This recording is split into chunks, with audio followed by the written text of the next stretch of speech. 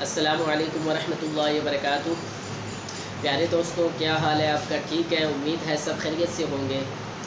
اچھا پیارے دوستوں، ویسے تو درود شریف پڑھنے کی بہت زیادہ فضیلت ہے، لیکن خصوصی جمعے والے دن درود شریف پڑھنے کی بڑی برکات اور فضیلت بیان کی گئی ہے۔ تو سب سے پہلے آپ سب کو میری طرف سے جمعہ مبارک ہو۔ تو آپ سب سے گزارش ہے کہ ایک دفعہ درود شریف پڑھ لیں۔ اللہم صلی علی محمد وعلی آل محمد وبارک وسلم وصلی علیہ۔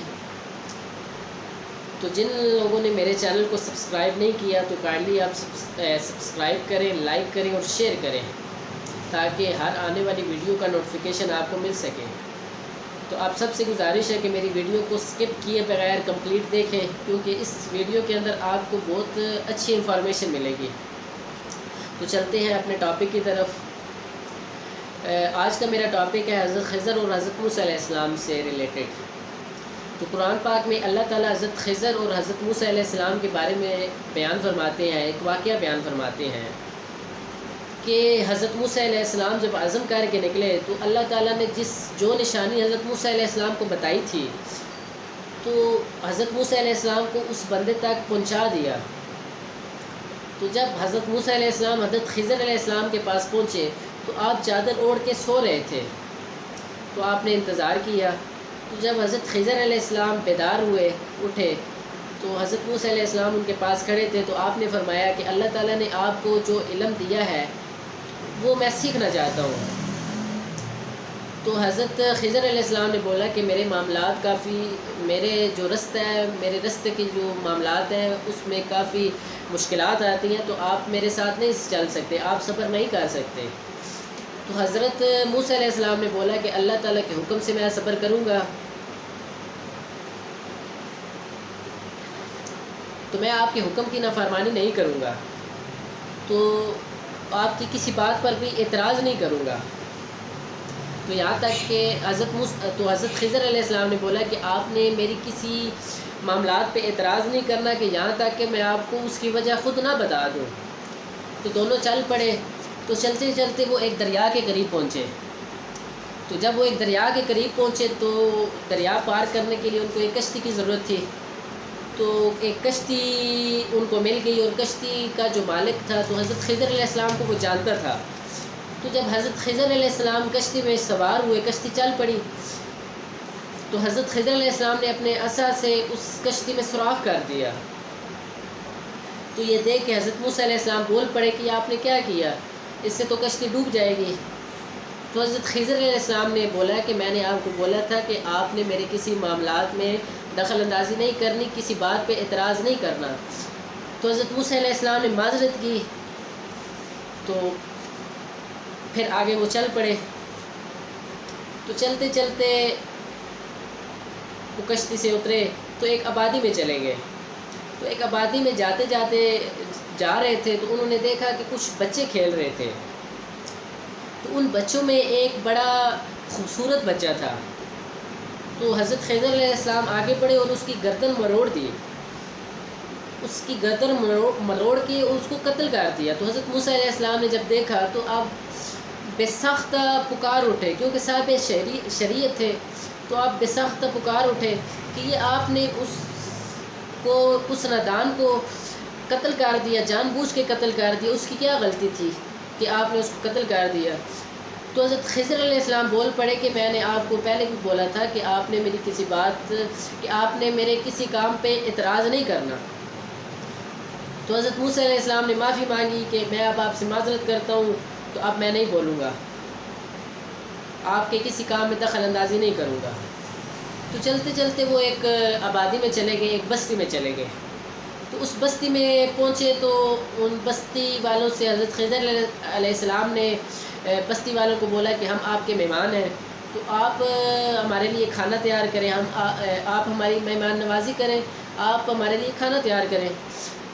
تو حضرت خضر علیہ السلام کو ان بستی والوں نے بولا کہ نہ، تو ہم نے آپ کو بلایا ہے تو ہم آپ کی کیوں مہمان نوازی کریں، آپ کے لیے کیوں کھانا تیار کریں۔ تو حضرت خضر علیہ السلام نے جب یہ بات سنی تو بستی والوں نے ان کو بولا کہ آپ اپنے کھانے کا خود بندوبست کریں۔ تو حضرت خضر علیہ السلام چل پڑے اور ساتھ حضرت موسیٰ علیہ السلام بھی چل پڑے۔ ساتھ ہی اگلی گلی میں گئے تو ایک دیوار گر رہی تھی۔ تو اس دیوار کو آپ نے ایسے کیا کہ اس کی مرمت شروع کر دی، اس کی تعمیرات شروع کر دی۔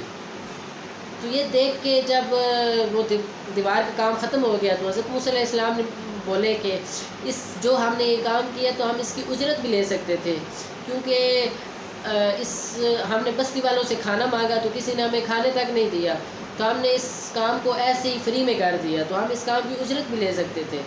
تو حضرت خضر علیہ السلام بے ساختہ بول اٹھے کہ آپ کو میں نے بولا تھا کہ آپ نے میرے کسی معاملے میں دخل اندازی نہیں کرنی۔ تو حضرت موسیٰ علیہ السلام کو یاد آ گیا، انہوں نے بولا او ہو کہ میں نے آپ کے اس معاملے پہ بھی اعتراض کیا، میں معذرت چاہتا ہوں۔ تو حضرت خضر علیہ السلام بول پڑے کہ آپ کا اور میرا رستہ اب جدا جدا ہے۔ تو اب حضرت خضر علیہ السلام نے بولا کہ اب میں آپ کو بتاتا ہوں کہ میں نے یہ جو 3 کام کیے یہ کس وجہ سے کیے، کہ سب سے پہلے جس کشتی میں ہم سوار ہوئے، جس کشتی میں نے سوراخ کیا، جس کشتی کو میں نے سوراخ کیا اور آپ نے بولا کہ وہ کشتی اب ڈوب جائے گی، تو اس کشتی میں سوراخ کرنے کا میرا مقصد یہ تھا کہ اس دریا پار سے ایک بڑا ظالم بادشاہ آ رہا تھا اور اس کو جو بھی کشتیاں ملتی تھی وہ سب کشتیوں کو قبضے میں لے لیتا تھا۔ تو اس کشتی کو میں نے اس لیے عیبدار بنایا کہ وہ 2 مسکین بچوں کی کشتی تھی اور اس کشتی کی کمائی سے ہی ان کا گزر بسر ہوا کرتا تھا اور ان کے رزق کا وہی ذریعہ تھا۔ تو اس لیے میں نے وہ کشتی میں سوراخ کیا تھا، اس کو عیب دار بنایا تھا تاکہ وہ بادشاہ اس کو چھوڑ دے، اور ہوا بھی ایسے ہی کہ جب وہ بادشاہ آیا تو اس نے جب وہ کشتی دیکھی، اس کے اندر عیب دیکھا تو اس نے چھوڑ دیا۔ تو انہوں نے جب وہ کشتی کو چھوڑ دیا تو وہ گئے اور اس کشتی کو انہوں نے ریپیئر کرا لیا، اس کو مرمت کر لیا، اور ان کا روزگار جو ہے اسی طرح چلتا رہا۔ اگر وہ بادشاہ اس کشتی کو حضرت خضر علیہ السلام اگر عیبدار نہ بناتے تو بادشاہ اس کشتی پہ بھی قبضہ کر لیتا اور ان کی جو کمائی کا ذریعہ تھا وہ بھی ختم ہو جاتا۔ اور دوسری بات حضرت خضر علیہ السلام نے بولی کہ جس بچے کو میں نے قتل کیا تو اس کے جو والدین تھے وہ بڑے شریف اور مومن تھے اور بڑے وہ نیک گزار لوگ تھے، وہ میں نے بچے کو اس لیے قتل کیا کہ وہ بچہ بڑے ہو کے ان کے حق میں بہتر نہیں تھا، اس لیے میں نے اسے قتل کیا۔ تو اللہ تعالیٰ نے ان کو ایک بیٹی سے نوازا، تو اس بیٹی سے اللہ تعالیٰ نے 70 انبیاء کو پیدا فرمایا۔ تو اس کے بعد حضرت خضر علیہ السلام نے تیسری بات بتائی کہ جس دیوار کو میں نے گرایا وہ میں نے کیوں گرایا۔ تو انہوں نے حضرت موسیٰ علیہ السلام کو بتایا کہ وہ اس دیوار کو اس لیے گرایا کہ وہ 2 یتیم بچوں کا خزانہ تھا اس دیوار کے نیچے، اگر وہ دیوار گر جاتی تو لوگ اس خزانے کو اٹھا لیتے، اگر لوگ اس خزانے کو نہ بھی اٹھاتے تو جو لوگ اگر ان بچوں کو بھی ملتا تو وہ بچے نابالغ تھے تو اس چیز کو وہ ضائع کر دیتے، وہ اس کے کسی کام کی نہ آتی۔ تو میں نے اس لیے اس دیوار کو تعمیر کیا، جب وہ بچے بالغ ہو جائیں تو وہ اللہ کے حکم سے وہ دیوار خود گر جائے گی اور ان کو وہ خزانہ مل جائے گا، وہ اپنے کسی کام میں اس کو استعمال میں لا سکیں گے۔ تو اسی لیے اس دیوار کی جو ہے وہ میں نے تعمیرات کی۔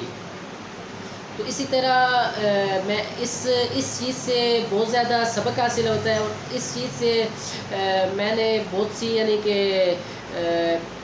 چند پوائنٹ میں نے نکالے ہیں، اور آپ سب کے ہم سب کے لیے لمحہ فکریہ ہے۔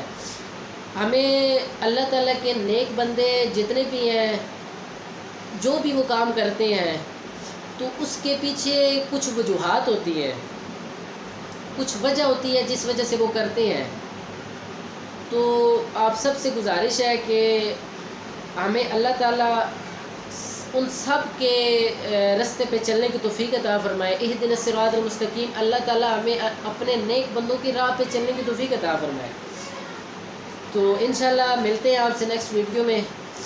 تو آپ سب سے گزارش ہے کہ آپ میری ویڈیو اپنے بچوں کو بھی دکھائیں، اپنے بڑوں کو بھی دکھائیں، سب کو دکھائیں، کیونکہ علم کو سیکھنا ہم سب پر فرض ہے۔ تو کائنڈلی آپ سب سے گزارش ہے کہ اپنے اندر علم سیکھنے کی جلا پیدا کریں، اپنے اندر ایک شمع پیدا کریں علم سیکھنے کے لیے۔ تو کائنڈلی آپ سب سے ریکویسٹ ہے کہ میری ویڈیو کو کمپلیٹ دیکھا کریں، اس میں انشاءاللہ آپ کو بہت اچھی انفارمیشن ملا کرے گی۔ تو انشاءاللہ ملتے ہیں آپ سے نیکسٹ ویڈیو میں۔ اوکے جی، اللہ حافظ۔